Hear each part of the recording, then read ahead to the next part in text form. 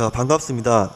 자, 오늘도 생활 공간과 사회 중 산업화 도시화에 따른 변화에 대해서 학습하도록 하겠습니다. 자, 교과서는 75페이지입니다. 자, 우리가 지난 시간에는 산업화와 도시화가 구체적으로 이제 어떤 한 방식으로 나타났는지 진행됐는지에 대해서 학습했는데, 오늘은 그 산업화 도시화의 결과 이 도시가 어떠한 식으로 발전했는지 혹은 변화했는지에 대해서 학습하도록 하겠습니다. 그래서 우리가 이제 아는 것처럼 기본적으로 지금 큰 도시들이 많죠. 뭐 서울, 대전, 대구, 이런 부산까지 이런 거대한 도시들이 많은데, 이 거대한 도시들이 과거에도 이렇게 거대했을까요? 그렇죠. 아니겠죠. 그래서 시간이 지나면서 우리가 이렇게 도시가 점점 성장하고 있구나, 이렇게 이해하면 됩니다. 자, 그러면은 이 도시의 크기가, 규모가 왜 이렇게 성장을 할까요? 그렇죠. 제일 기본이 되는 게 이렇게 인구가 계속 계속해서 유입되기 때문입니다. 그래서 당연히 인구가 유입되면은 그 지역에 당연히 기본적으로 주거 공간이 필요하겠죠. 그러면서 다른 부가적인 뭐 상업 시설이나 그다음에 뭐 업무 시설, 이런 것들이 계속해서 필요하게 됩니다. 그러면서 점점 도시가 성장해 나간다, 이렇게 이해하면 되겠습니다. 자, 그래서 이번 시간에는 대표적으로 이 도시 내부의 구조에 대해서 살펴보도록 하겠습니다. 도시 내부 구조. 그래서 이 말이 조금 어려울 수가 있는데, 간단하게 설명하면은 도시 내부, 즉 도시 안이 어떠한 구조, 어떠한 형태를 띠고 있느냐, 이거에 대해서 배워보도록 하겠습니다. 그래서 우리가 쉽게 생각하면은, 자, 학생들이 자기 방이 A만 할 때랑 자기 방이 B만 할 때, 이렇게 생활하는 패턴이 달라지게 됩니다. 왜냐하면은 이렇게 집이 A처럼 작을 경우에는 여기서 뭐 공부도 하고 잠도 자고 그 다음에 식사 등등 모든 생활 공간이 이 A라는 공간에서 이루어지겠죠. 근데 이 공간이 이렇게 이제 B처럼 확대가 됩니다. 그러면은 이렇게 방을 나눠서 여기서는 공부를 하고, 여기서는 뭐 식사를 하고, 여기서는 휴식을 하고, 이런 식으로 바뀌겠죠. 그래서 도시도 마찬가지입니다. 그래서 도시가 A처럼 작았을 때는 그 도시의 기능들이 이 A라는 공간에 전체에서 퍼져 있었다면은, 그 도시가 성장하면서 이렇게 각각의 기능에 맞게 분화가 된다, 이렇게 이해하면 됩니다. 그래서 이 내용을 오늘 자세하게 살펴보도록 하겠습니다. 그래서 이거를 방금 설명한 내용을 우리가 도시 내부 구조다, 이렇게 이해하면 됩니다. 그래서 첫 번째로 도시 내부에 이러한 공간이 분화됨을 우리가 배웠죠. 도시 내부 공간의 분화. 그래서 이러한 분화가 어떠한 방식으로 나타날까요? 그래서 먼저 이 분화에 제일 기본적으로 영향을 미치는 게 뭘까요? 분화.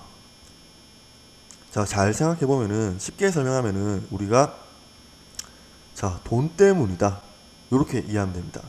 그래서 다르게 설명하면은 우리가 이렇게 A 지역과 B 지역에 있어요.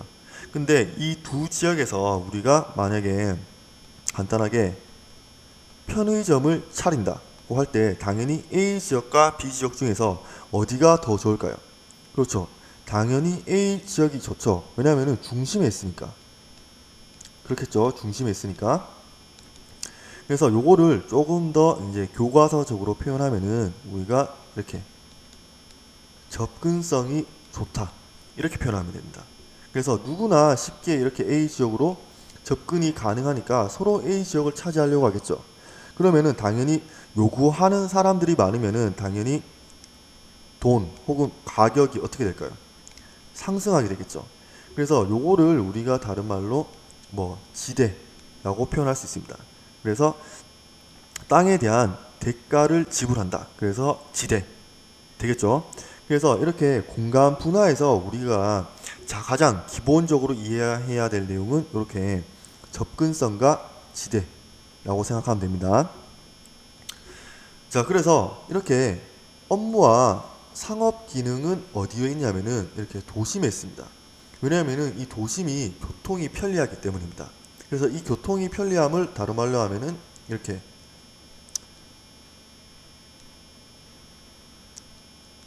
자 접근성이 좋다 이렇게 표현할 수 있겠죠. 지금 표현이 잘 안 되는데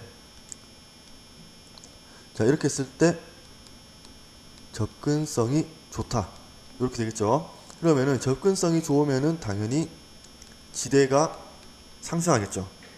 되겠죠. 자 그 다음에 주거와 이렇게 공업기 기능은 주변으로 갑니다. 왜냐하면 주변 지역 같은 경우에는 상대적으로 지대가 낮기 때문입니다. 자 근데 여기서 이제 우리가 생각해 보면은 왜 지대가 높음에도 불구하고 업무와 상업 기능은 도심으로 가고 왜 주거와 공업 기능은 지대가 낮은 주변으로 갈까요? 자 왜냐면은 이렇게 업무와 상업 기능 같은 경우에는 상대적으로 이렇게 경제 활동이 왕성합니다. 그렇기 때문에 상대적으로 이 주거 기능이나 공업 기능에 비해서 돈을 더 많이 벌 수 있고 이 높은 지대를 감당을 할 수가 있기 때문입니다.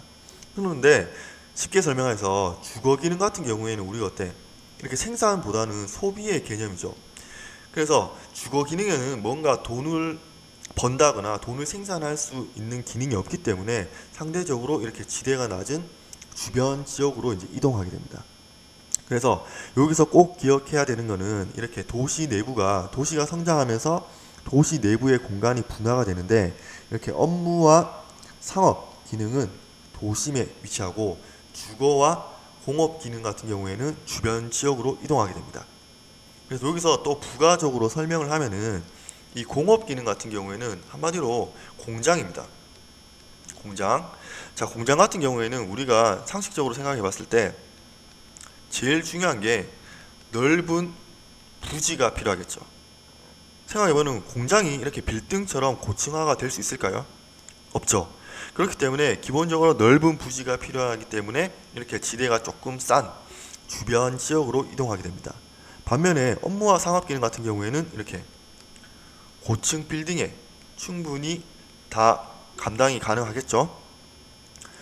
자, 그래서 구체적으로 이렇게 도시 내부 구조를 보면은 이 도시의 중앙에 있는 것을 우리가 도심이라고 합니다. 도심. 그래서 자, CBD라고 하면은 중심 업무 기능이라고 생각합니다. 중심 업무 기능. 그래서 한마디로 그냥 간단하게 설명하면은 되게 중요한 기능이기 때문에 이 도심에 위치한다. 이렇게 이해하면 되겠습니다. 자, 그 다음에 그 주변에 보면은 이렇게 중간 지역과 주변 지역이 있습니다. 그래서 이 보통 주변 지역에 뭐가 위치하냐면은 이렇게 주거 기능이 주로 위치하고 이 중간 지역 같은 경우에는 뭐 공장이나 뭐 주거 기능이 이렇게 함께 나타나는 지역이다. 이렇게 이해하면 됩니다. 자, 근데 여기서 또 우리가 특징적으로 살펴보는 게 뭐냐면은 이렇게 여기에 저급 주택이 있습니다. 근데 상대적으로 바깥으로 가면서 고급 주택이 있습니다. 그 이유는 뭘까요? 자, 지금은 이렇게 큰 도시지만은 과거에는 도시가 지금 빨간색 크기처럼 요만했습니다. 그런데 주변에서 계속 이렇게 사람들이 이제 오다 보니까 이 도시가 확장되게 됩니다. 그래서 제일 처음에는 이 저급 주택에 새 건물을 지었습니다. 근데 또 사람들이 많이 오다 보니까 이렇게 도시가 또 확장돼서 그 외곽에 더 좋은 기술이 발전하면서 더 좋은 주택이 지어졌기 때문에 이 바깥으로 갈수록 고급 주택이 있습니다. 그리고 시간이 지나면서 이 중간 지역에 있는 주택은 어떻게 되겠죠? 낙후되겠죠. 그러면서 그 집값도 떨어지면서 저급 주택이 됩니다. 이해되겠죠? 그리고 이 내용 상당히 중요하니까 꼭 잘 숙지하기 바랍니다. 그 다음에 우리가 또 살펴볼 내용이 이렇게 부도심입니다. 부도심. 그래서 부도심은 말 그대로 학교에 반장이 있다면 부반장이 있죠. 그럼 부반장의 역할이 뭐죠? 그렇죠. 반장을 도와주는 거죠.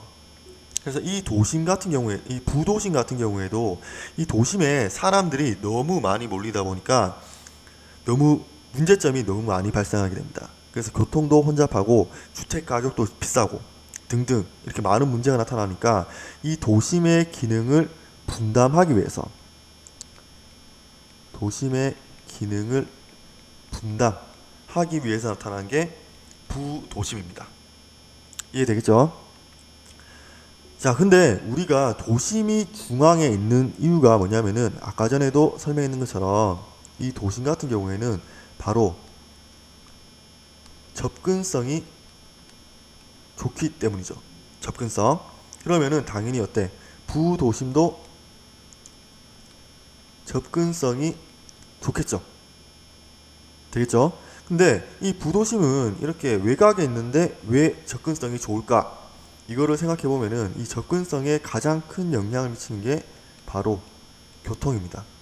예를 들면은 도로가 잘 지나간다거나 혹은 대도시 같은 경우에는 지하철이 잘 돼 있다거나 그래서 이런 교통이 발달하면은 이렇게 부도심이 형성될 수가 있습니다.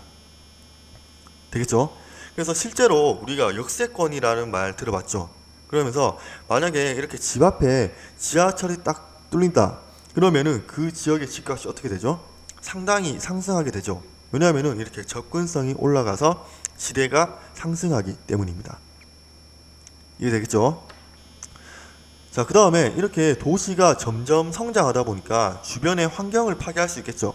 그렇기 때문에 그 환경 파괴를 막기 위해서 설치한 것이 바로 이 그린벨트입니다. 그래서 그린벨트는 우리가 다른 말로 이렇게 개발 제한 구역 이렇게 표현할 수 있습니다. 개발 제한 구역. 그래서 개발을 제한하는 구역입니다. 왜냐하면은 당연히 환경 보호를 위해서 되겠죠. 자, 그 다음에 마지막으로 이 바깥에 있는 위성도시입니다. 이 위성도시는 말 그대로 이 도시가 있다면은 이 도시 주변에 위성처럼 떠 있다고 해서 우리가 위성도시 이렇게 표현하겠죠. 그러면은 당연히 이 위성도시를 만든 이유도 도시의 기능을 도심에 혹은 도시의 기능을 분담하기 위해서죠. 왜냐면은 이 도시 같은 경우에 사람들이 너무 많다 보니까 문제점이 아까 전에 말했는 것처럼 너무 많이 발생합니다. 그래서 그 문제점을 해결하고 도시의 기능을 분담하기 위해서 나타났습니다. 그런데 당연히 중요한 업무 기능은 이렇게 위성도시로 갈까요, 안 갈까요? 자, 그렇죠. 이렇게 중요한 기능 같은 경우에는 이렇게 바깥으로 나가기가 상당히 어렵습니다. 그래서 주로 위성도시 같은 경우에는 주거 기능을 분담한다. 이렇게 이해하면 되겠습니다. 그래서 사람들이 대부분 이 아파트 같은 경우에는 위성도시에 있고 직장은 도심에 있습니다. 그래서 이렇게 매일 왔다 갔다 하면서 출퇴근이 가능하겠죠. 출퇴근. 근데 그렇다면은 아까 전에 말했는 것처럼 부도심 같은 경우에는 어때? 무슨 기능이 업무 기능이 올까요, 안 올까요? 그렇죠. 여기는 상대적으로 좀 중요하고 도심과 근접하고 중요한 도심이기 때문에 업무 기능을 분담합니다. 그래서 여기서 우리가 구분해야 될 점이 부도심 같은 경우에는 업무나 상업 기능을 분담하지만은 위성 도시는 그런 기능보다는 주로 주거 기능을 분담한다. 이해되겠죠? 자, 그래서 다시 한번 정리하고 넘어가도록 하겠습니다. 자, 도심 같은 경우에는 아까 전에 설명했는 것처럼 이렇게 접근성이 좋습니다. 그러다 보니까 집가가 비싸고 그러면은 이 땅값이 비싸기 때문에 사람들이 상대적으로 효율적으로 이용을 하겠죠. 그래서 이 효율적으로 이용하기 위해서는 이 땅에 이렇게 요만큼만 이용하는 것보다 그 위로 어때? 계속 세웁니다. 그래서 고층 건물이 밀집하는 현상이 나타납니다. 그래서 이 도심 같은 경우에는 다른 지역들에 비해서 어떻게 표현할 수 있냐면은 토지 이용의 집약도가 높다. 이렇게 하면 됩니다. 그래서 우리가 이 용어에 대해서 조금 헷갈릴 수도 있는데 이 집약도라고 하는 것은 만약에 A라는 지역과 B라는 지역이 있으면은 A 지역은 되게 촘촘하게 이렇게 합니다. 왜냐하면 땅값이 비싸기 때문에. 근데 B 지역 같은 경우에는 이렇게 대충 하는 겁니다. 그래서 이러한 지역을 집약도가 높다. 그 다음에 B 지역은 집약도가 낮다. 이해되겠죠? 그래서 도심에는 아까 전에 얘기했는 것처럼 이렇게 중심 업무 지구가 있습니다. 중심 업무 지구. 그래서 한마디로 아까 전에 얘기했는 것처럼 간단하게 상당히 중요한 기능입니다. 그래서 그 중요한 기능이 뭐냐면은 이렇게 관공서, 뭐 은행, 대기업 혹은 고급 상업이 입지하게 됩니다. 그래서 고급 상업이라고 하면은 우리가 쉽게 얘기해서 고가의 제품을 파는 백화점이라고 생각하면 됩니다. 백화점. 그래서 요거랑 비교되는 게 대형 마트. 그래서 우리가 보통 백화점 같은 경우에는 왜 가죠? 주로 소위 비싼 뭐 명품 좋은 옷을 사기 위해서 가지만은 대형마트 같은 경우에는 주로 우리가 일상적으로 가죠. 그래서 쉽게 뭐 장보는 매주 장보는 기능으로 가는 거죠. 그래서 이 대형마트 같은 경우에는 당연히 장을 보니까 사람들이 가기 쉬운 근처에 있는 주거 지역에 많이 입지하지만은 백화점 같은 경우에는 이렇게 비싼 제품을 팔기 때문에 도심에 입지하게 됩니다. 이해되겠죠? 자, 그 다음에 이 도심에서 또 나타나는 중요한 현상 중에 하나가 바로 인구 공동화입니다. 그래서 인구 공동화는 조금만 더 이따가 설명하도록 하겠습니다. 자, 다음은 부도심입니다.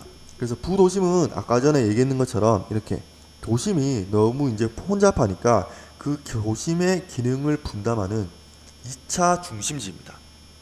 2차 중심지. 그래서 여기도 나름대로 이렇게 중심지이기 때문에 이렇게 고급 상업 기능 혹은 업무 기능을 분담합니다. 그래서 아까 전에 얘기했는 것처럼 위성 도시와 꼭 구분하기 바랍니다. 그러면은 이 부도심은 어디에 형성이 되느냐를 보니까 이렇게 교통의 요지에 형성이 됩니다. 아까 전에 설명했는 것처럼 이 교통의 요지의 어떤 특성이냐면은 접근성이 좋기 때문입니다. 접근성이 좋다. 되겠죠? 그래서 이러한 것을 우리가 어떻게 표현하냐면은 이렇게 교통의 결절지다. 이렇게 또 표현할 수 있습니다. 교통의 결절지. 그래서 교통의 결절지를 우리가 조금 더 단순하게 설명하면은 자, 지금 그리는 게 교통로입니다. 그래서 이렇게 교통이 밀집되는 곳 같은 경우에는 어디로든 쉽게 이동이 가능하겠죠. 그래서 이런 지역을 우리가 교통의 결절지다. 되겠죠? 자, 다음으로 이제 외곽 지역입니다. 그래서 이 외곽 지역은 아까 전에 얘기했는 것처럼 이렇게 주택, 학교, 공장 이런 것들이 등장하게 됩니다. 그래서 이 기능들 같은 경우에는 기본적으로 이렇게 넓은 부지가 필요하죠. 그 다음에 지대를 땅값을 내는 능력이 어때? 낮겠죠. 그래서 상대적으로 이 지대가 싼 지역으로 나타난다. 그래서 외곽 지역에 있다 보니까 이렇게 도시와 농촌 경관이 이제 함께 나타나는 경우가 있습니다. 이해되겠죠? 자, 그 다음에 마지막으로 이렇게 위성 도시입니다. 그래서 이 위성 도시 같은 경우에는 이렇게 대도시 주변에 위치하고 특히 대부분 주거 기능을 분담하고 이 주거 기능 외에도 이렇게 공업이나 행정 기능도 분담할 수가 있습니다. 그래서 이 주거 기능을 주로 분담한다고 해서 우리가 이렇게 베드타운 이렇게 부릅니다. 혹은 침상 도시. 우리가 침대를 우리가 침상 이렇게 표현하죠. 그래서 자는 곳이라기 때문에 침상 도시 이렇게도 표현합니다. 자, 그래서 오늘은 이렇게 도시 내부 구조에 대해서 살펴봤는데요.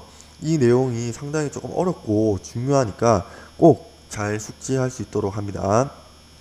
자, 오늘은 여기까지 하도록 하겠습니다.